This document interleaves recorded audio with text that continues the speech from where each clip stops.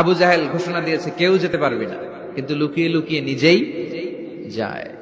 একটা নির্ধারিত সময়ে বিশ্বনবী তেলাওয়াত করতেন, আর ওই তেলাওয়াতের সময় আবু জাহেল, উতবা, শাইবা, ওয়ালিদ ইবনে মুগীরা সবাই লুকিয়ে লুকিয়ে বিশ্বনবীর ঘরের চারদিকে কান পেতে মধুর কণ্ঠের তেলাওয়াত শুনতো। ফ্রি ফ্রি আরামসে শুনতো এই তেলাওয়াত।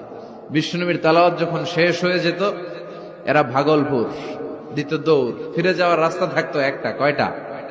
দেখা হয়ে যেত। একজন আরেকজনকে দোষারোপ করতো। আবু জাহেল বলতো, কিরে তোরা আসলি কেন? ওরা বলে, তুই এলি কেন?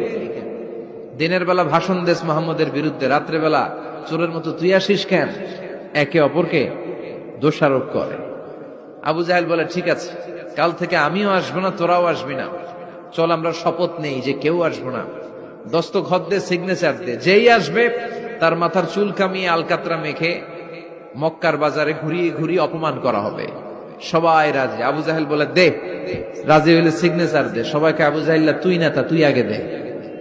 আবু জাহেল 1 নাম্বার, নাম্বার 2 উতবা, নাম্বার 3 শাইবা, সবাই সিগনেচার। কালকে কেউ যাবে না, কেউ যাবে না।